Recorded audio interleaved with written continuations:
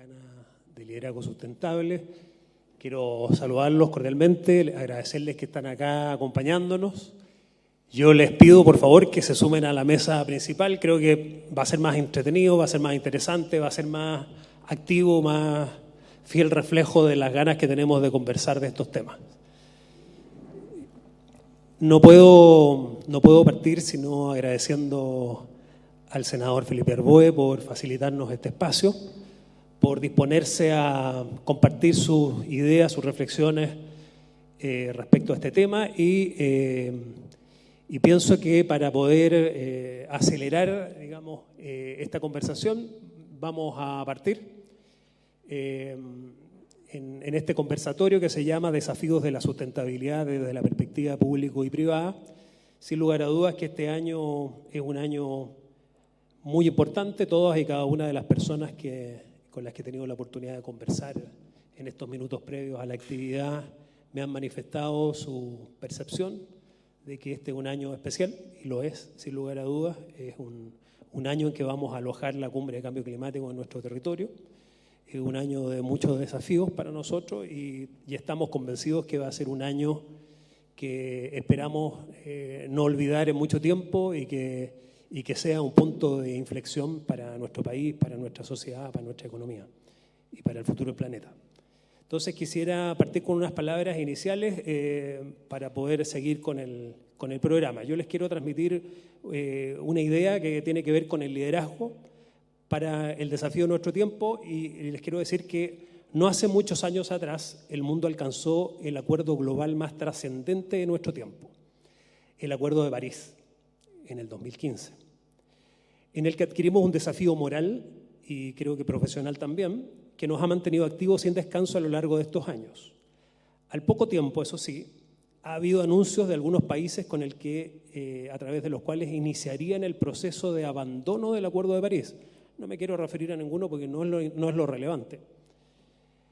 Por lo que estos países han abdicado del reto global más acuciante de nuestro tiempo, ya que esta es una acción que no solo socava la posición de esos países en el mundo, y ha sucedido así, sino que además amenaza con dañar la capacidad humana que tenemos para resolver la crisis climática a través del tiempo. Y no solo un fracaso moral de esos países, sino que yo creo que también de toda la humanidad. ¿Sí? Y además es una gran oportunidad de desarrollo económico desperdiciada, creemos nosotros, haciendo estos países menos competitivos en el creciente mercado global de la sustentabilidad, y creo que es uno de los objetivos de este conversatorio, de las energías limpias, mientras que otros países aumentan sus inversiones para desarrollar tecnologías más innovadoras, generar empleo y crear crecimiento económico. Yo quería transmitir estas ideas iniciales de tal forma de un poco remecernos después del almuerzo y sin más espera quiero dejar con ustedes al senador Felipe Arboe, que nos va a hablar de la problemática del clima y las oportunidades sobre las actividades económicas. Senador, muchas gracias. Bien, Rodrigo, muchas gracias. En primer lugar, quiero agradecer la presencia de todos y cada uno de ustedes. Muy contento de poder facilitar el espacio. Creo que el Senado debe transformarse, a mi juicio, en un espacio público, privado, social, donde volvamos a retomar el diálogo como forma de reflexionar y adoptar políticas públicas basadas, como hemos conversado en reiteradas oportunidades, en evidencia. Qué duda cabe que la evidencia nos está demostrando que lo que originalmente fue más bien una teoría, luego fueron estudios, quizás después algunas causas sociales y políticas, como es el cambio climático, hoy día ya es innegable. Es innegable que estamos en medio de un proceso de cambios en nuestro planeta, y lamentablemente no son cambios auspiciosos si consideramos la posibilidad de que los impactos de lo que no hemos hecho pueda significar una disminución de los tiempos de sobrevivencia incluso de la humanidad. En razón de ello, creo que todos aquellos que estamos en espacios de liderazgo o de toma de decisiones debemos asumir esta nueva realidad y, por tanto, legislar en función también de entender que no hay posibilidad de sobrevida si no tenemos un modelo de crecimiento sustentable, sostenible en el tiempo. Dicho así, es importante recordar que el Acuerdo de París, en el marco de la COP21, que fue suscrito por casi la totalidad de los países, donde se advirtió efectivamente que la realidad del cambio climático era era necesaria abordar y que las acciones que debían adoptarse eran acciones efectivas, que incorporaban o implicaban no solo el esfuerzo de la política pública, sino también de la coordinación de la política pública con el mundo privado, particularmente con el mundo productivo. Así las cosas, entonces, en la Cumbre de Negocios y Clima de Londres de 2016 se lanzó el informe que por primera vez puso un número a la posible contribución de la reducción de gases de efecto invernadero por parte de la actividad empresarial. Recordemos que en aquella oportunidad se estableció que estas podían aportar, el mundo privado, el 60% de la reducción de los gases de efecto invernadero de los compromisos ya presentados por las partes en la Convención de Naciones Unidas denominada Acuerdo de París. Esto, si nosotros lográramos esto representaría una reducción cercana al 2030 de 3,7 billones de toneladas métricas de CO2 por año. Cuando estamos hablando de estas magnitudes de reducción, uno podría decir entonces que podríamos estar, si lográramos ese tipo de metas, generando un cambio que efectivamente sea algo positivo para nuestra sobrevivencia de la humanidad. Si tenemos un correcto entorno de política pública, este mismo informe de Londres nos señala que podríamos aumentar a 10 billones, o sea, 10.000 millones de toneladas métricas, y el número de empresas comprometidas en diseñar negocios, mirando la reducción de sus emisiones, podría pasar de 300, que son las actuales, a cerca de 3.500 el año 2030. O sea, efectivamente, tenemos hoy día la posibilidad de hacer cambios relevantes en esta materia. El principio económico que está implícito en el Acuerdo de París es que no podemos abordar el cambio climático sin impulsar el desarrollo sostenible, y no podemos tener una economía baja en carbono si no se beneficia a la gente. Al final del día, ¿cómo hacemos que la decisión de política pública y de decisiones empresariales sea sostenible ambientalmente, sustentable económicamente y que socialmente no generen impactos negativos? Porque muchas veces se pueden proponer políticas públicas muy audaces, pero si no tienen sustento desde el punto de vista práctico, lo que puede ocurrir en términos concretos es que los propios ciudadanos se vean afectados por la adopción de este tipo de mecanismos. Es por eso que en una reciente columna me he permitido hablar sobre lo que se denomina la economía climática. No es un concepto nuevo, ni mucho menos, no pretende crearlo, sino más bien hacernos cargo e incentivar que los tomadores de decisiones incorporemos una variable adicional a las métricas de mediciones de la sustentabilidad de los proyectos de inversión. Ya no solo basta con que los proyectos sean sustentables ambientalmente, no solo basta que los proyectos sean, desde el punto de vista de una recomendación social, sean viables, sino que adicionalmente sean sostenibles desde el punto de vista de las emisiones. En consecuencia, uno tiene que pensar cómo desde la institución que uno participa puede generar o motivar este tipo de discusión. Lo primero es crear o amparar este tipo de conversatorios que sin duda logran incorporar el debate de la sociedad civil con expertos en esta materia. Lo segundo es lograr que esta institución, al momento de legislar, lo haga sobre la base de la evidencia. Creo que Chile tiene un problema muy complejo de desarrollo, cual es que en general las políticas públicas de los últimos años han ido perdiendo su base en evidencia y más bien se han ido acercando a aquello que la gente, comillas, legítimamente quiere, pero no necesariamente es correcto de implementar.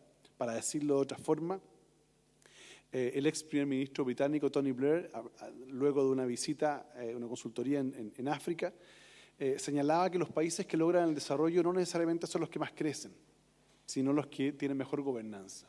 Y de un tiempo a esta parte, creo que la gobernanza se ha ido perdiendo por diversas consideraciones y eso se está traduciendo en políticas públicas que no están basadas en evidencia, sino más bien, insisto, en creencias de la autoridad de turno. Y mea culpa desde el punto de vista de la legislación ocurre exactamente igual. Probablemente la crisis política que enfrenta Chile y particularmente el Parlamento chileno desde el punto de vista de la percepción ciudadana ha hecho que muchos legisladores más bien eviten discusiones que pueden ser complejas desde el punto de vista de la opinión pública, pero que son necesarias y correctas al momento de establecer una adecuada legislación. Mientras esto ocurre en nuestro país, mientras esto ocurre en el mundo, el gigante asiático ya nos lleva a la delantera. China llenó, como se comentaba hace un tiempo atrás, China vino a ocupar el espacio que dejó probablemente Estados Unidos al momento de anunciar su retiro del Acuerdo de París. Y cuando hablo de llenar el espacio, hablo no solo desde el punto de vista de la iniciativa, sino también desde el punto de vista de la influencia. Y hoy China es observado con una visión del resto del mundo muy distinta a la que había antes del Acuerdo de París y particularmente después de la salida de Estados Unidos de este acuerdo. Pensemos que el año 2017 China anuncia inversiones por 360.000 millones de dólares. 360.000 millones de dólares solo en energías renovables para cambiar la matriz productiva de sus principales procesos de producción y particularmente para mejorar las condiciones de habitabilidad y de sustentabilidad de sus territorios y de sus grandes ciudades. No solo los países de la Unión Europea o India entienden que esta es la problemática decisiva en nuestro tiempo, sino también las principales potencias, digamos, en Latinoamérica sí lo han comprendido, con algunas excepciones, por cierto. Pero evidentemente también esto que las potencias lo entiendan se debe traducir en que las grandes corporaciones así lo entiendan. Cuando uno observa los dichos del economista coreano, muy de moda por estos días, que nos señala que las grandes economías internacionales de los grandes países han mutado a las economías de las multinacionales, uno observa entonces que lo principal en esta materia es que los grandes liderazgos mundiales y nacionales sean capaces de convencer a los líderes de las corporaciones de la necesidad de sumarse a este esfuerzo. Si nosotros no tenemos el compromiso del mundo empresarial, de las grandes corporaciones multinacionales que influyen de manera determinante en el desarrollo de los países y las naciones y que por lo demás negocian entre ellos sin distinción de fronteras, mi percepción es que no lograremos esta ambiciosa meta de reducir los gases de efecto invernadero. Vamos a hacer nosotros, y con esto voy terminando, vamos a hacer prontamente nosotros país anfitrión de la COP25, que es una tremenda oportunidad, pero también un tremendo desafío. Una tremenda oportunidad será en el evento de que seamos capaces, por ejemplo, de establecer medidas concretas para la disminución de emisiones de carbono.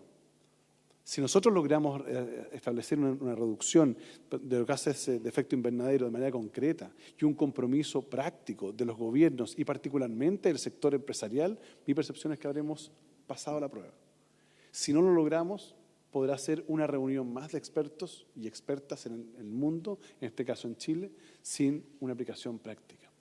El próximo año comienza la vigencia del Acuerdo de París y si no tenemos nosotros una regulación adecuada para enfrentar este proceso que sea homogéneo a nivel mundial, podemos tener diferencias que pueden ser determinantes e incluso caóticas desde el punto de vista económico para algunos países. Si nosotros establecemos normas de emisiones más estrictas que las que establecen otros países, o al revés, podemos ir generando impactos sociales probablemente todavía no proyectados. No obstante, esto no puede ser un mecanismo de excusa para el cumplimiento de las metas, ya que, como dije en aquella columna, no tenemos plan B. No hay planeta alternativo para poder sobrevivir, razón por la cual esto no es solo un compromiso teórico ni narrativo, sino que tiene que ser un compromiso práctico. Así que bienvenidos y bienvenidas, les deseo un gran debate, una gran discusión.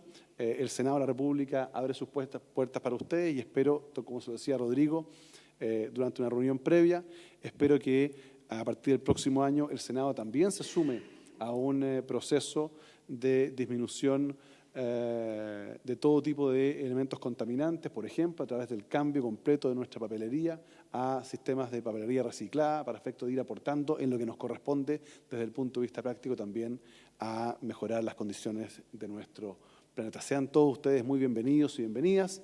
Los dejo en las mejores manos. Yo tengo que ir a presidir una comisión, así que seguiremos después en contacto con Rodrigo y con todo el equipo. Muchas gracias y buenas tardes.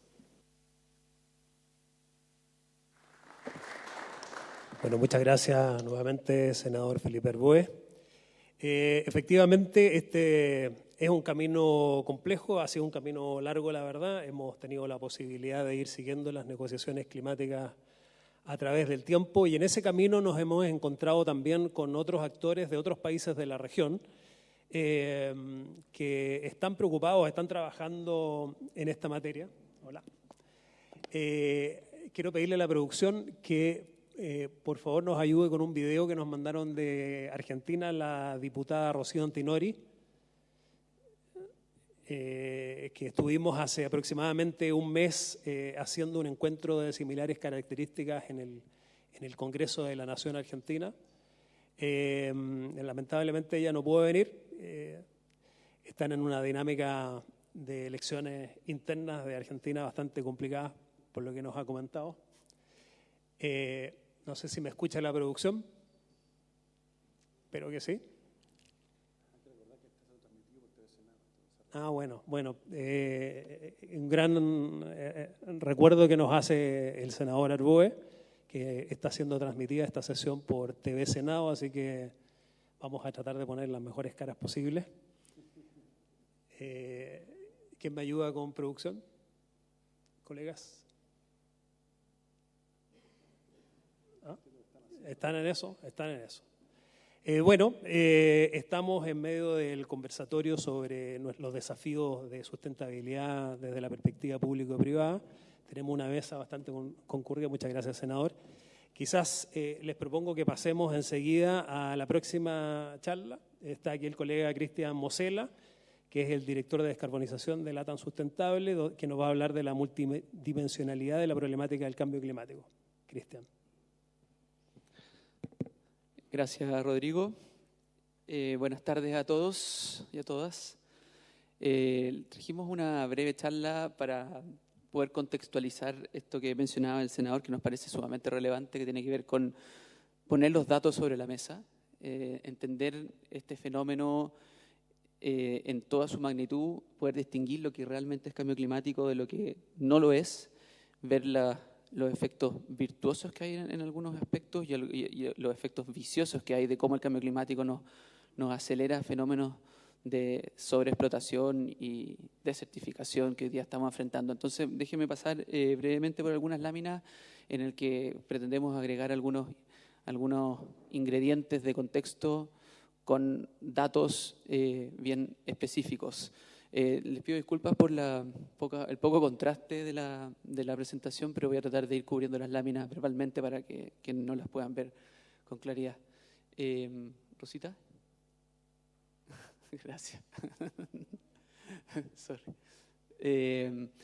Muy brevemente, una lámina nomás solamente para introducir qué es LATAM Sustentable, quiénes somos nosotros, o también denominado Plataforma Latinoamericana de Liderazgo Sustentable, que es una iniciativa de carácter regional que articula a empresas, gobiernos, academia y sociedad civil para incorporar la sustentabilidad en todas nuestras actividades, con énfasis en reforzar los esfuerzos y urgencia que la acción climática nos demanda hoy día, bien introducido por Rodrigo y por el senador Arboe, incrementando la ambición y la capacidad de adaptación de Latinoamérica. Nuestro alcance tiene foco latinoamericano porque entendemos que la realidad de nuestros países es muy distinta a la que se vive en el hemisferio norte. Los estados y gobiernos tienen particularidades, tenemos una región con un fuerte llamado a superar el subdesarrollo, a salir de la pobreza, enfrentamos niveles de vulnerabilidad climática muy distintos, matrices productivas muy distintas y en general la discusión de sustentabilidad está hoy día fuertemente marcada por el hemisferio norte y creemos que al menos en Latinoamérica tenemos que tener una voz lo más unificada posible. Y en ese aspecto estamos hoy día con dos grandes focos de trabajo, como planteaba Rodrigo, que es los objetivos de desarrollo sostenible. No entendemos desarrollo si este no es sostenible. Y dentro de los cuales, como ustedes deben conocer, hay varios objetivos que tienen que ver con la parte ambiental, desde el punto de vista de la gestión hídrica, la gestión energética, el consumo responsable y el cambio climático propiamente tal en el objetivo número 13. Y ese es el otro foco de trabajo que es nuestra hoja de ruta que hoy día, con la que nos abrió Rodrigo el conversatorio que tiene que ver con el Acuerdo de París, que es el que nos convoca hoy día a aumentar la ambición. Esto es algo que algunos de ustedes ya han visto, pero dale nomás. El 29 de julio de 2019, pasó hace pocos días atrás, y para quienes no les dicen nada de esa fecha, les cuento que es lo que se conoce como el Día del Sobregiro. Es decir, el día en que los recursos biológicos que la Tierra es capaz de entregarnos año a año nosotros ya los terminamos de consumir. Es decir, en resumidas cuentas, a mitad de año terminamos de consumir todo el presupuesto de recursos biológicos que nos entrega la Tierra. Esto no es necesariamente cambio climático porque tiene varias aristas. 60% corresponde a emisiones de carbono, porque la Tierra de alguna manera es la que está absorbiendo las emisiones de carbono que estamos inyectando a la atmósfera, pero también tiene que ver con sobreexplotación de recursos hídricos, degradación de suelo, pérdida de bosques, utilización de superficie de la tierra para ciudades, por lo tanto quitarle toda esa capacidad regenerativa al territorio, que es lo que nos lleva a tener un sobregiro muy relevante. Si uno sumara todos los sobregiros que hemos tenido desde el año 70 a la fecha, estamos hablando de 36 años en total, suman todos los meses, años completos de deuda, llevándolo a la economía familiar. Es como tener una deuda de 36 años de no haber pagado nuestros dividendos, ¿ya? Si a eso le sumamos una tasa de interés, imagínense ustedes cuánto es la deuda que estamos dejando a las futuras generaciones. Eso es lo que les estoy mencionando. Esto lo lleva una organización que se llama The Global Footprint Network y que desde el año 70 está modelando este pasivo que venimos dejando año tras año. El año 70 fue solo 1 o 2 días y como vemos ya en el año 2019 estamos poco más de la mitad del año. La metodología de cálculo es bastante compleja, no quiero entrar ni cerca de esos detalles, pero se las traje porque me parece importante demostrar de que hay modelos y análisis bien sesudos detrás de este tipo de caracterizaciones. Pero para el ciudadano común y corriente, para el trabajador de una compañía que quiere incorporar la sustentabilidad, creo que esto es muy difícil de aterrizar.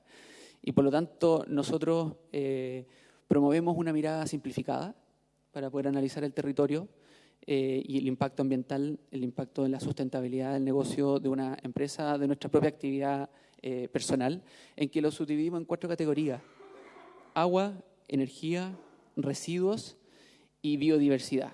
Entendiendo que es una simplificación, por supuesto que hay muchísimas más variables. Este es un fenómeno complejo cuando queremos analizar la sustentabilidad de nuestras operaciones en el amplio sentido de la palabra. Pero cuando uno piensa en agua, energía, residuos y biodiversidad, está capturando una componente, o quizás las 4 componentes más relevantes a tener en cuenta al momento de mirar la sustentabilidad de nuestra gestión. ¿Y por qué? Porque cuando miramos estas variables vemos que estamos en una carrera o en un camino que no es muy auspicioso cuando hablamos en estas dimensiones. Si ustedes ven ahí las proyecciones que hace la OECD respecto de la exposición de la población a estrés hídrico al año 2040, vemos que son muchos los países del mundo que van a estar con un nivel de exposición abrumador, con todo lo que ello implica. Ya vamos a entrar un poquito más al detalle en eso. Si miramos en energía, hoy día hablamos de carbono, y generalmente se asocia a cambio climático a energía en su amplio espectro, pero acá les traigo solamente la mirada de la generación eléctrica.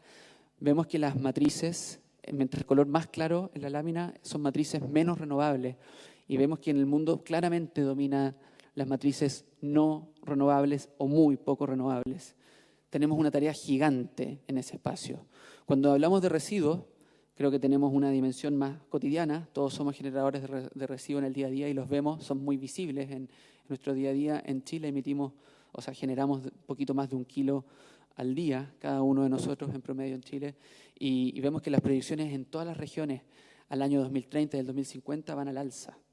Cuando hablamos de residuos, no solo hablamos de residuos, sino que estamos hablando de materiales. Si lo que disponemos, lo que enviamos a un relleno sanitario, en algunos casos algunos vertederos, son materiales valiosos donde tienen energía, agua, mano de obra, que está ahí contenida y que nosotros disponemos con muy poca conciencia muchas veces a darle el destino final a un relleno sanitario, cuando en realidad son recursos que van a ser tremendamente necesarios, materias primas tremendamente necesarias para entregar los bienes y servicios que requiere una población en crecimiento. Vamos a ser casi 10.000 millones de habitantes en un par de décadas más. Entonces, es una variable muy importante a mirar sin siquiera mencionar el CO2 contenido en cada gramo de material que se dispone.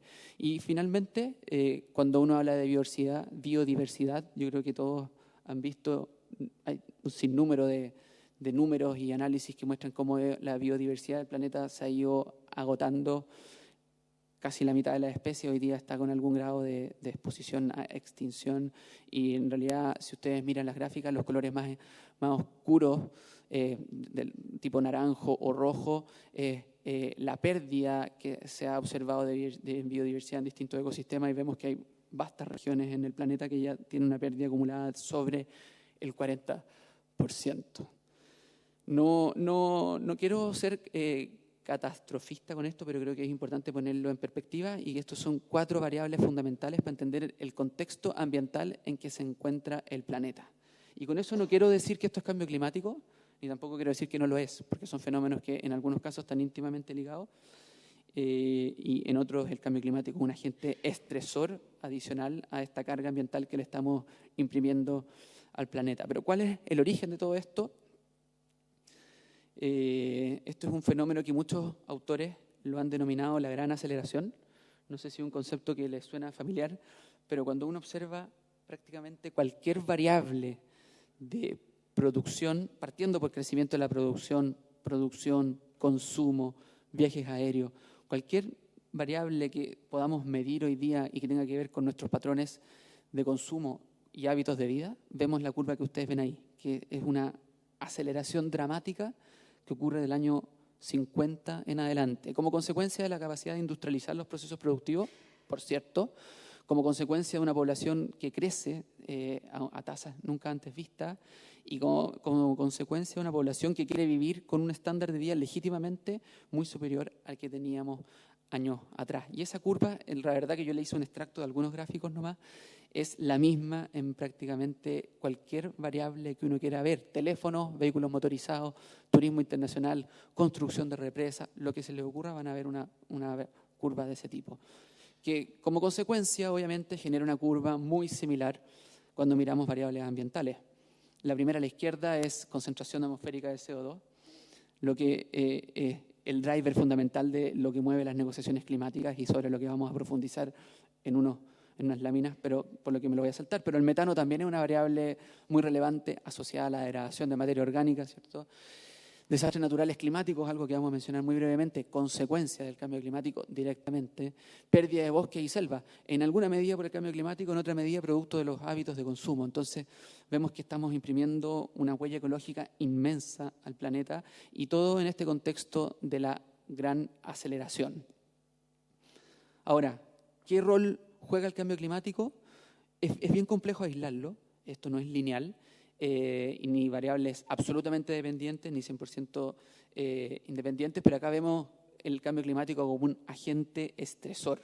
Es una tensión adicional, por no decir una urgencia adicional. Y eso es lo que no lo decimos nosotros, lo dicen los científicos de Naciones Unidas. El IPCC es el panel que reúne a los científicos más reputados del mundo en cuanto a ciencia del clima. Estamos hablando de poner la evidencia sobre la mesa, y el IPCC es el llamado a hacer eso. Y hace algunos meses atrás, el año pasado, el IPCC sacó este informe muy conocido para los que estamos en este mundo del cambio climático, donde nos dice: oye, los grados, se había hablado de tratar de controlar el aumento de temperatura a 2 grados, y el IPCC nos dice: oye, no, 2 grados no es suficiente. Realmente nos damos cuenta de que la diferencia entre 1,5 y 2 es muchísima. Y se los pongo en perspectiva. Vemos los desastres naturales que hoy día yo creo que los que estamos acá en la mesa somos capaces de contar, porque lo hemos vivido todos de una u otra manera, y esto está pasando con 1 grado de aumento. Imagínense cómo vamos, cuál es el mundo y el nivel energético que va a contener la atmósfera con medio grado más, y por lo tanto el nivel de desastres naturales que vamos a estar enfrentando, y por el cual el IPCC dice: no, ojo, tenemos que acelerar la descarbonización de la economía, y eso hacerlo para llegar a un patrón que ojalá nos permita estar en la trayectoria de los 1,5 grados, medio grado más de lo que ya hemos subido desde la revolución industrial, un desafío de proporciones. Y por lo tanto, aquí en concreto hoy día el IPCC nos dice que hay una urgencia de alcanzar economías a nivel global, pero también a nivel país. Obviamente el globo se compone de las decisiones que toman los países, en que tengamos emisiones netas cero al año 2050, que por cierto Chile es uno de los países líderes que ha establecido esa meta, y esperamos que muchos otros países lo sigan. Solo una mención de la cual voy a volver. Fíjense el gráfico. El gráfico muestra unas bandas. Si bien muestra líneas, que son digamos, el centro de masa de las bandas, estamos hablando de proyecciones y modelos climatológicos que no son certeza, que no son determinísticos. Tienen probabilidades de por medio porque representar la atmósfera no es una suma, no es 2 más 2, no es un modelo lineal, tiene complejidades. No por ello no hay claridad de lo que va a ocurrir. Lo que sí tenemos aún incertidumbres asociados al nivel de impacto, a la tolerancia, a la incertidumbre en cuanto si vamos a subir medio grado o 0,4 grados con un determinado nivel de concentración de gases de efecto invernadero. Esto lo digo para aclarar que no me parece que sea razón para invalidar la evidencia, sino que al contrario, si hay algún abogado acá en la mesa, conocerá esto del principio precautorio, de que ante la incertidumbre hay un llamado aún mayor a actuar, dado el nivel de impacto que podrían tener este cambio de gran magnitud a nivel atmosférico. ¿Qué está haciendo el mundo en ese contexto? Y ya habiendo hecho este análisis más de contexto con lo que dice la ciencia, hoy día todos los países, bajo el Acuerdo de París, han hecho sus compromisos.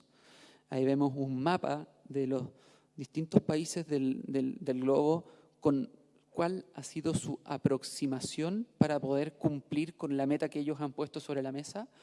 Recordemos que el Acuerdo de París establece compromisos voluntarios, por lo tanto, cada país ofrece lo que siente que es capaz de ofrecer y que, por cierto, no es suficiente. Hoy día, con los compromisos que hay sobre la mesa, la ciencia proyecta que el aumento de temperatura podría estar entre 3 y 3,7 grados, claramente insuficiente con esta meta del 1,5.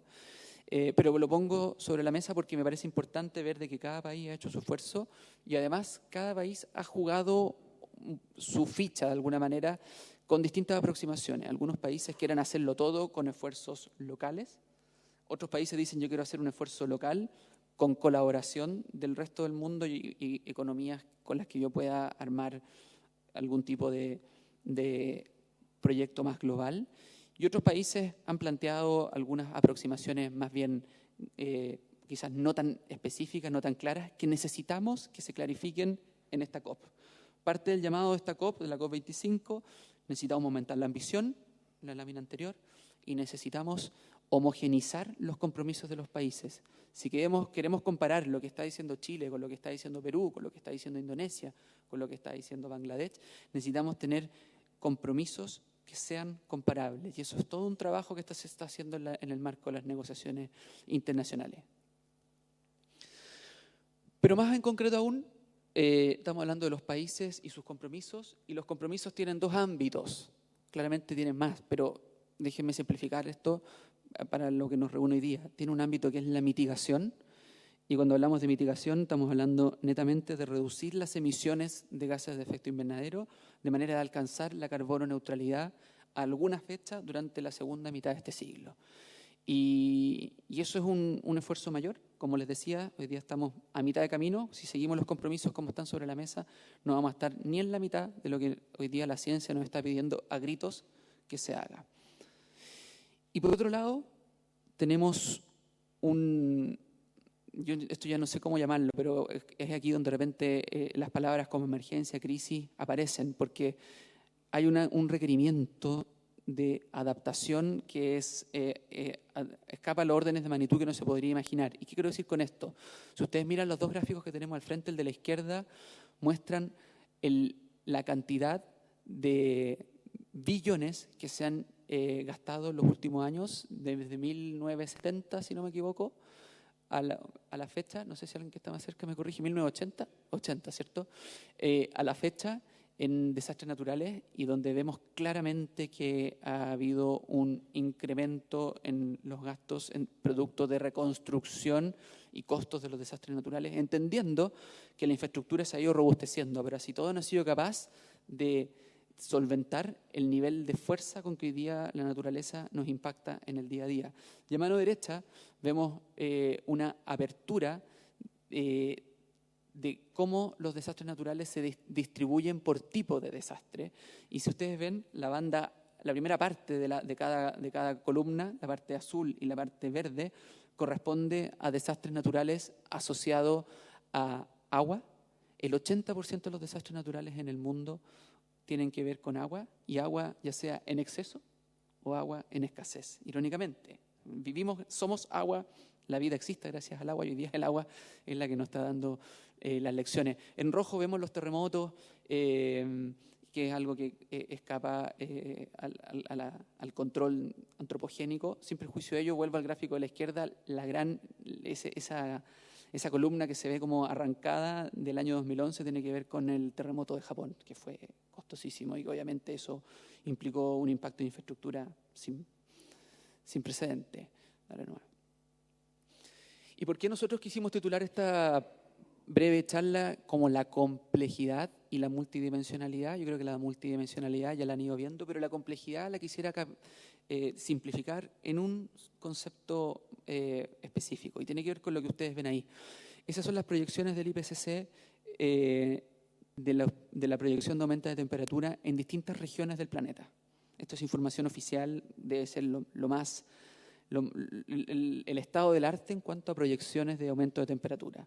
Y como ven ustedes, las bandas rojas son las proyecciones con lo que vemos hoy día con los patrones de emisiones, y las bandas azules es lo que entregan los modelos climáticos en el supuesto de que no estuviese el efecto del hombre. Si sacáramos las emisiones que el hombre emite año a año producto de nuestra actividad económica, el sistema planetario, según los modelos, volvería a un equilibrio que antiguamente era en torno a las 280 partes por millón de CO2 en la atmósfera. Pero hoy día, con el efecto antropogénico, los modelos muestran esas bandas rojas. Y más que en el número, me quiero quedar en la banda. Y es lo que les mencionaba previamente. Hoy día, cuando uno quiere tomar una decisión sobre un proyecto de infraestructura, tiene que entender que hay una banda de proyección de aumento de temperatura, y por lo tanto hay una banda de la cantidad de energía que va a estar acumulada en la atmósfera al año 2060 para el puente del Canal de Chacao. Imagínense lo que implica. Es una obra gigante para Chile que enfrenta un entorno que no podemos describirlo con la historia, sino tenemos que, de alguna manera, especularlo por lo que va a ser nuestra capacidad de respuesta a controlar las emisiones de gases de efecto invernadero y, por lo tanto, retirar energía de la atmósfera. Si temperatura, al final de cuentas, es energía en la atmósfera que hace que los fenómenos climatológicos sean más fuertes. Eso, para un ingeniero, es un problema tremendo. Para un financiero es un problema tremendo, porque la infraestructura, si queremos que aguante una crecida de 1000 años, es muy distinto si queremos que aguante una crecida de 10.000 años o más que eso. Y por lo tanto, los costos financieros de un proyecto son órdenes de magnitud distintos. Pero ustedes dirán, la infraestructura tiene que estar ahí. No puede ser que por los financistas esto se vaya a caer. Está bien, pero al final de cuentas la infraestructura alguien tiene que pagarla, y ese es el desafío y la tensión que ocurre hoy día. Ok, ¿para qué escenario diseño? De otra manera, ¿para qué escenario diseño mi política de cambio climático de una compañía? Me tocó hacerlo por muchos años. ¿Qué escenario vamos a pensar en el cual nos vamos a exigir? ¿Un escenario de 2 grados, que hasta hace un año atrás era el escenario que nos pedía la ciencia? ¿O un escenario de 1,5 grados, donde tenemos que ser carbono neutros en 30 años? Tremendamente complejo, porque tenemos matrices productivas, tenemos que invertir en maquinaria, en tecnología, que no sabemos si realmente va a estar a la altura de lo que nos pide la ciencia. Y la ciencia no es que sea caprichosa al cambiar las condiciones, simplemente es un problema complejo que lo vamos entendiendo cada vez que logramos sacar un poco más de información. Por lo tanto, vamos a seguir precisando y destilando mejor este tipo de análisis.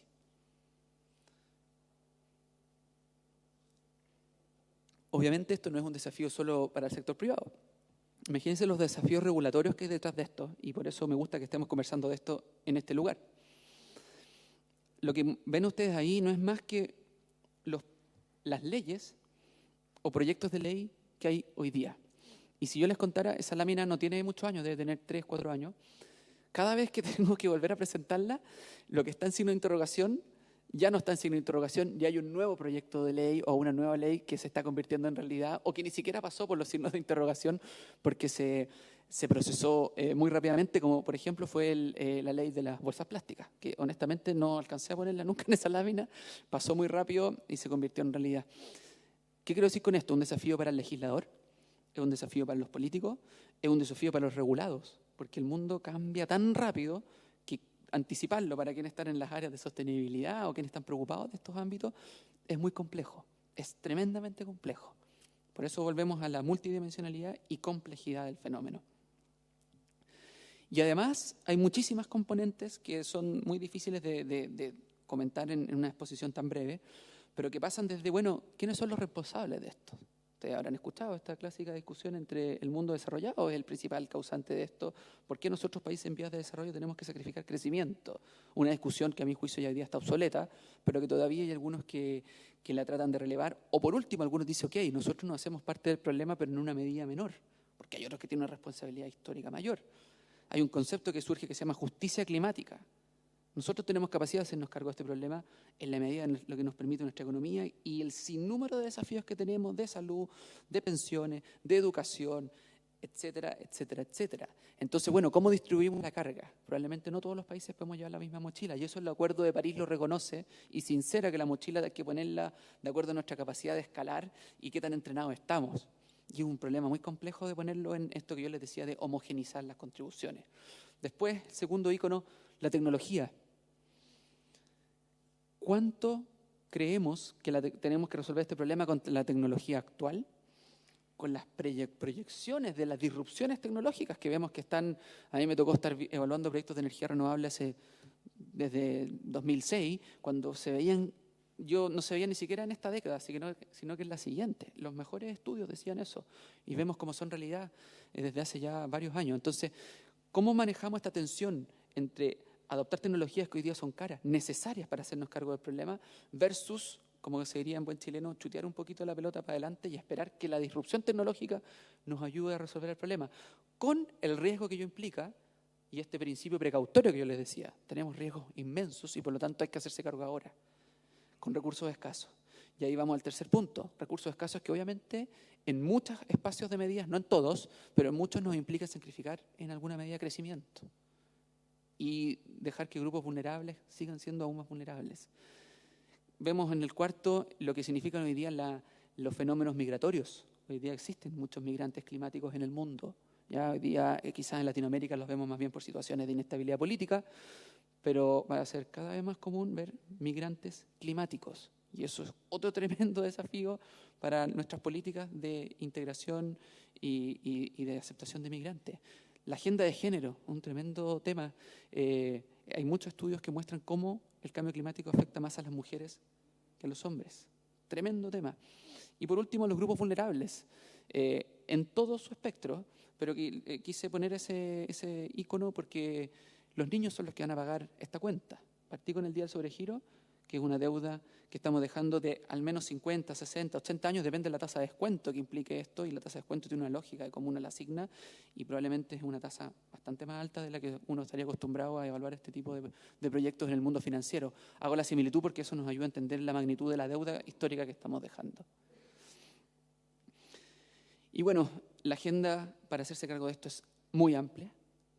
No hay un solo experto, sino que hay multiplicidad de temas que nosotros hoy día los tenemos capturados y reconociendo que acá no estamos teniendo una mirada exhaustiva de las temáticas que tenemos que poner sobre la mesa, pero desde las más evidentes como transición energética, almacenamiento e integración energética regional, transporte y logística sostenible, ustedes lo ven cada día más, el Transantiago se está electrificando, estamos viendo cada vez más vehículos eléctricos, modos de transporte más sustentables, la bicicleta se ha ido tomando en las ciudades y algunas otras innovaciones tecnológicas. Economía circular en la industria, hizo un buen hincapié en lo que eran los materiales. Bueno, la economía circular es el llamado a mantener los recursos en el proceso productivo el mayor tiempo posible, no solo recursos físicos, recursos energéticos, agua, la mano de obra que hay detrás de ella. La industria 4.0, que es esta tecnología, todo lo que es la tecnología de la Big Data, IoT, blockchain, que nos ayudan a hacer una mejor trazabilidad de lo que hacemos, a tomar mejores decisiones, que probablemente pueden ser las apuestas más de mediano plazo para resolver parte de estos desafíos que les iba poniendo. La ciencia del clima. Tomemos decisiones basadas en evidencia y nosotros queremos poner estos temas desde la mirada científica que sale cada mes, me atrevería a decir. Hay un nuevo informe, la semana pasada salió un informe muy crudo respecto del estado de los ecosistemas terrestres. Precio al carbono y financiamiento climático, mecanismos inteligentes para buscar la mejor asignación posible de los recursos de manera de encontrar la costo-eficiencia. Busquemos los sectores socioeconómicos donde hay más eficiencia económica para incorporar tecnologías limpias y que eso nos ayude a avanzar rápido, de manera a dejar un poco más relegados a aquellos sectores que aún no tienen desarrollos tecnológicos suficientemente avanzados, pero que se puedan transferir los resultados de mitigación para hacer que este sector, que aún no tiene una tecnología disponible, pueda hacerse cargo de parte de esta mochila. Y eso es más bien un mecanismo de mercado para facilitar la transición hacia economías bajas en carbono. Los bosques y océanos como sumideros, si queremos ser carbonos neutros al 2050, es imposible pensarlo si no tenemos espacios ecosistémicos, infraestructura verde que se denomina, donde el carbono se acumule. No solo es esto de carbon capture and storage, que uno los capture y los entierra en minas, tiene ciertos desafíos tecnológicos. Lo mejor, a mi juicio, son los bosques y los océanos como sumideros de carbono. El agua y la infraestructura resiliente, ya hicimos una mención al respecto. El poder del consumo responsable, independiente de la posición de cada uno de nosotros, todos somos consumidores y ahí está nuestro factor de cambio, y eso es algo que siempre que tenemos la posibilidad de hablar en algún lugar, recalcamos el poder de cambio que tiene cada uno de nosotros, de manera de que esto no es siempre tirar la pelota para el lado, todos tenemos responsabilidades. Y el rol de la academia y la sociedad civil. En el proyecto de ley de cambio climático siento yo que la educación está un poco relegada.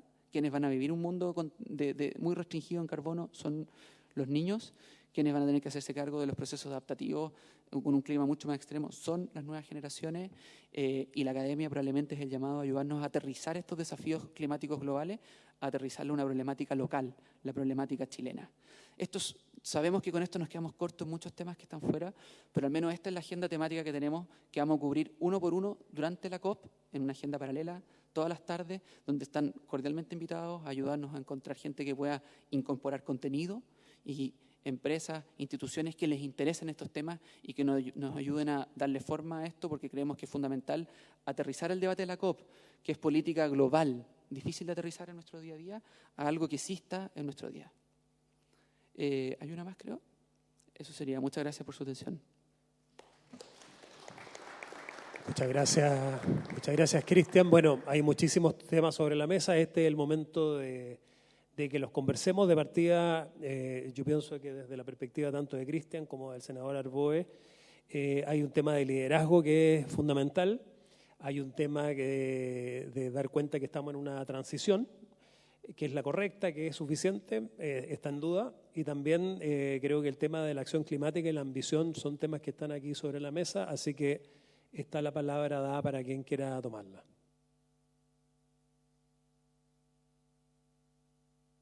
Bueno, siempre la primera locución es la más difícil, sobre todo en nuestra sociedad, pero adelante. Bueno, buenas tardes. Bueno, gracias por la invitación. Bueno, no está el senador Arboe, pero gracias por la invitación. Creo algo muy puntual. Bueno, me presento, soy Eric Astorga, soy secretario general de la Juventud del Partido por la Democracia y tenemos un arduo trabajo con la COP25 y con los objetivos sustentables, los objetivos de desarrollo sustentables del PNUD. Y algo que hemos estado muy enfáticos en tal vez promulgar y en trabajar es la campaña de la nacionalización del agua, no sé si la conocen, Agua de Todos. Y esta campaña consiste en recuperar el agua, nacionalizar el agua por un punto puntual, valga la redundancia, que es la escasez de agua, la escasez hídrica, que particularmente hoy día sufre Petorca. En ello hemos conversado con temas de la COP25, que es el futuro sustentable que tiene Chile. Hoy día en Chile tenemos las reservas de energía solar más grande del mundo, que es el desierto de Atacama. En la energía solar, Chile podemos ser pioneros en un modelo sustentable climático, que es la energía solar. Hoy la energía solar es un tercio más barata que la energía eléctrica. Y creo que un gran desafío que tiene Chile como modelo económico es el almacenamiento de esta energía. El almacenamiento de la energía solar, hay un climatólogo británico que lo trajimos para el Congreso del Futuro, Austin Stevens, que habla que el almacenamiento de la energía solar en países como Chile o en países como Perú es el pie inicial para un modelo sustentable. Hoy día el modelo extractivista está fuera de lo que los gobiernos sustentables, como los llama Austin Stevens, pueden provocar. Como un dato, si ocupáramos el 0,25% del desierto de Atacama, le podemos dar energía solar a todo Chile. Si ocupamos el 4% de la energía solar que hay en el desierto de Atacama, podemos darle energía a toda Sudamérica. Y si ocupamos el 25% del desierto de Atacama, podemos alcanzar energía solar para todo el mundo. La distancia entre Tarapacá y Santiago es la misma distancia entre Tarapacá y Sao Paulo, en kilometrajes, es lo mismo. Y hoy en Tarapacá se está trabajando el proyecto Valhalla, no sé si lo ubican.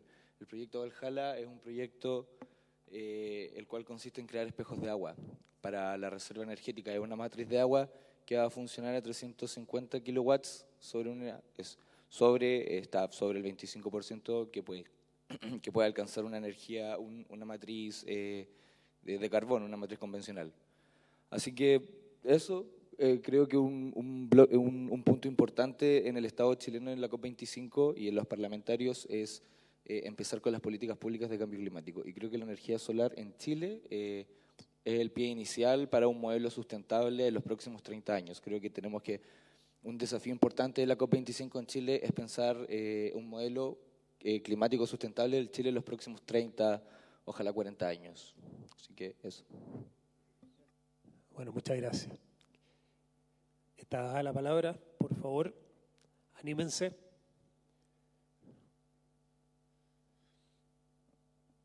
Oye, quizás comentar que hay un debate interesante que tú acabas de tocar que creo que siempre hay que hacer una precisión, que la problemática medioambiental no es suficiente, según nuestro criterio, para poder referirnos y profundizar en temáticas de cambio climático, porque las problemáticas de cambio climático tienen que ver con modelos de desarrollo, con desarrollo económico, con este desafío que tenemos como región de cómo, por un lado, mejoramos las condiciones de vida de la población, y aquí quiero ir un poco más allá de Chile, quiero mirar a América Latina en su conjunto, puesto que nuestra organización mira con ese alcance. Y efectivamente es una complejidad que, pese a todo lo que hemos avanzado como continente, no hemos podido superar. Tenemos un porcentaje importante de nuestra población en la pobreza, unos países mucho más que otros. Y el problema es que para poder salir de esa situación de pobreza necesitamos desarrollar nuestras economías. Y el desarrollar nuestras economías tenemos por contraparte la problemática de hacerlo de la manera correcta, que es lo que no hemos estado haciendo. Entonces yo creo que es otro enfoque a través del cual podemos dar una vuelta a esto y quizás poder recoger algunas opiniones, algunos puntos de vista.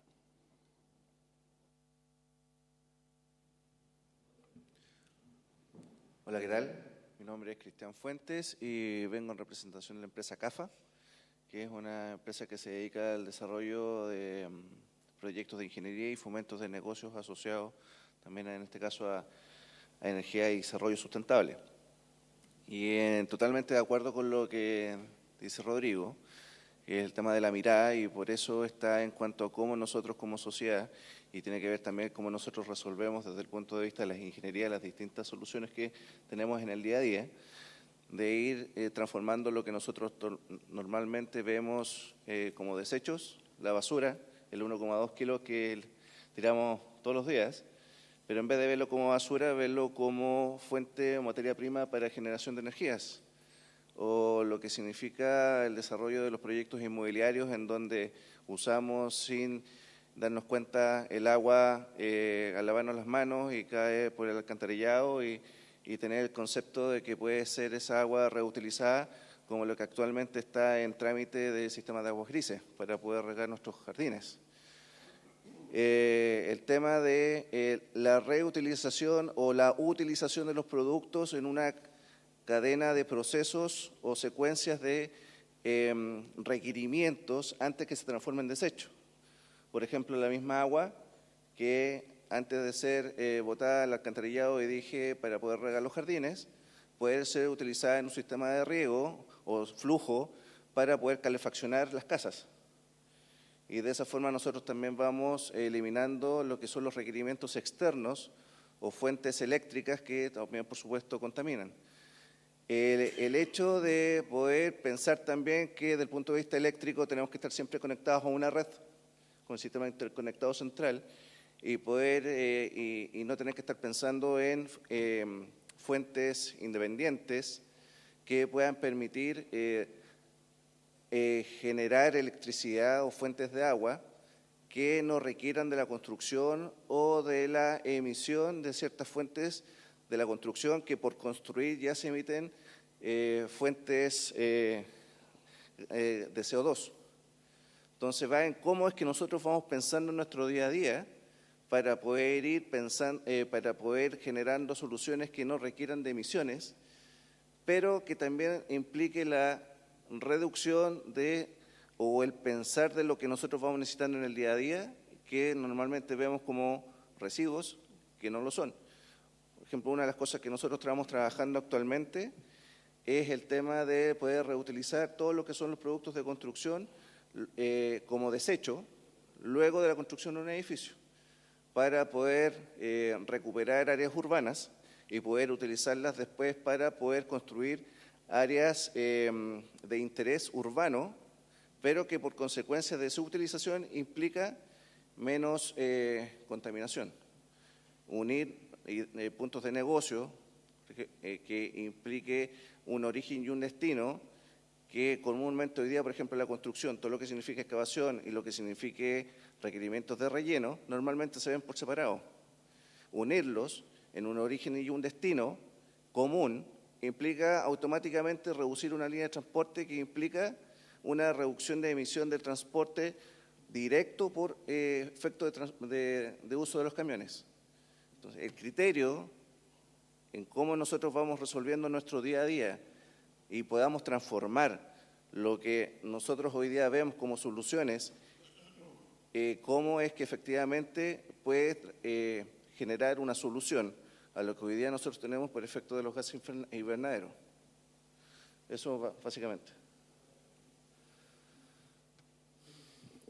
Es interesante lo que tú dices porque muchas de esas cosas hoy día se habilitan gracias a tecnologías o sistemas que hoy día ya están más de la mano, o sea, desde la capacidad que tenemos en nuestras manos con los teléfonos y la sensorización, los IoT, los GPS, de encontrar estos óptimos que antes eran imposibles de encontrar, hoy día están a la vuelta de la esquina o están a la orden de un sistemita sencillo para poder articular este mejor aprovechamiento de los recursos. Así es. Yo tengo una mala noticia, que me están avisando de la Secretaría del Senado que esta sala la tienen que utilizar para otra reunión ahora y tienen que montarla, pero nosotros podemos seguir nuestro conversatorio en un café que está dispuesto en un salón a pocos pasos de acá, que les voy a decir enseguida cómo se llama ese salón. El Salón Los Pilares. Allí tenemos que movernos en este momento, vamos a ir a un coffee, vamos a continuar la conversación allá y además nosotros pasamos una lista de participación de la actividad, espero que todos se hayan inscrito, puesto que los esperamos en un cóctel a partir de las 6 de la tarde.